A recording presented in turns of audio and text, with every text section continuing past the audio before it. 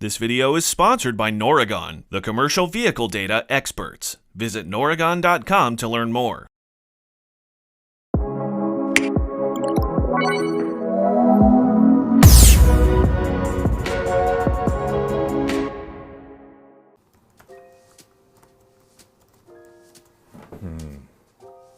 Oh, hey, Jason Morgan, Air Fleet Equipment. Didn't see you sitting there. Thanks for stopping by.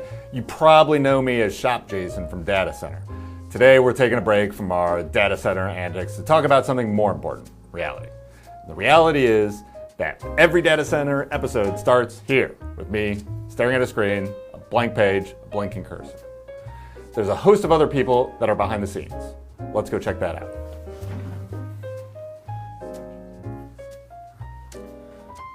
This is how the Fleet Equipment Data Center magic happens. The people behind the scenes make it work.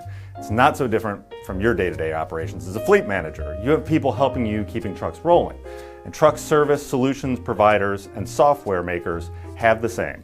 They have people working around the clock to provide software updates for their equipment and tools to make sure that they're more serviceable and more valuable to your service process, and let's face it, just smarter. I mean, think about it. Remote diagnostics, engine ECUs, shop software, all this moves really, really fast. You need to make sure that your tools, equipment, and software have the latest updates so that you can repair all makes, models, components, anything that comes at you. Think about ADAS, Advanced Driver Assistance Systems. Talked about that on a previous episode. It's a great example of why you need the latest tools, equipment, and software to be able to service the latest technology. For more on why this is important, we're heading into the studio and talking with Data Jason about why you need to make sure your software and equipment is up to date. The last thing you need is for a newer truck to roll into your shop and your diagnostic tools, software, equipment isn't updated, so you can't service it. Most in-shop diagnostic and repair tools operate on a subscription basis to facilitate updates throughout the year so that you don't miss out on a major benefit. Think of it like apps on your cell phone. They're updated regularly to roll out new features, beef up cybersecurity. If you're now worried about how many of those apps you haven't updated in a while, the first thing you should do is check your shop's diagnostic tools to ensure that they're up to date. And then go ahead and update your phone. As always, here's our Noragon Pro to take us behind the scenes of what goes into a service software update. And hopefully that will hammer home why it's so important to update all your diagnostic tools. So my experience in the shop, and in the support help desk, and my current job that I'm doing right now, and the feedback that we get from these shops tells us that we either don't have time to do the update, or every time I do the update, it breaks something else. And I'm, done that myself. I've stayed on a computer with Windows 7 for a long time and thought the update myself. So I get it. I get why a lot of these people are out there refusing to do the updates. Because if it ain't broke, don't fix it, right? We've got update users that have put off updates for years, and I kid you not, years. They're years behind, and some of it's by choice, and some of it's lack of education that they even have an update that's out there. When you get that far behind, your challenges that come from that are exponential, right? In every release that we do, and every release that any software does, there are fixes for bugs. We're adding new features, and with our software, we've added a lot of bidirectional capabilities over the last few releases, let alone years.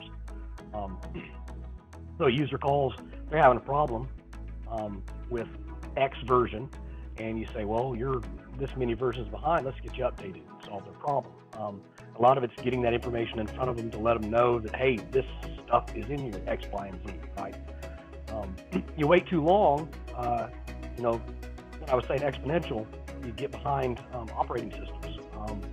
Your computer is no longer capable of even supporting the software that you're trying to run on it. The footprint of the software gets bigger and bigger all the time. JPro's got a really big footprint. I mean, you got to think about, we do all makes, all models, all components. The amount of horsepower and the amount of stuff that goes on behind the scenes in the software to make it capable of doing all the stuff that it does requires a lot of horsepower on the computer side.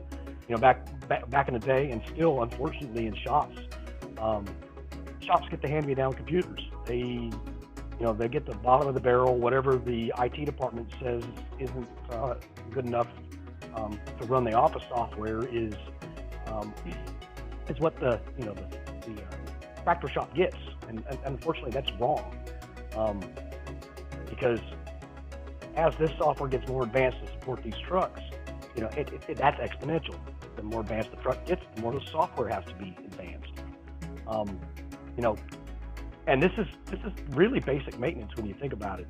And in the field, putting off maintenance is bad. You don't do it, right? You just do not put off maintenance. You've got to do it, and we've got to get in the mindset as an industry in our shops that no maintenance is bad maintenance, and we need to apply those same practices that we do for our maintenance on our trucks to the ECUs that are on the trucks.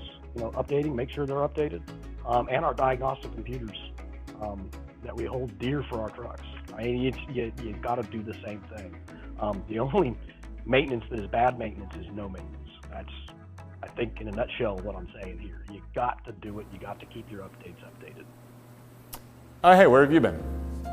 I was just giving everyone a behind-the-scenes look at how we make the show. That's important. The behind-the-scenes people are the true heroes. Yeah, for sure. So stay with us next week when we bring you back into the shop and we'll talk about bi-directional testing. Thanks for watching.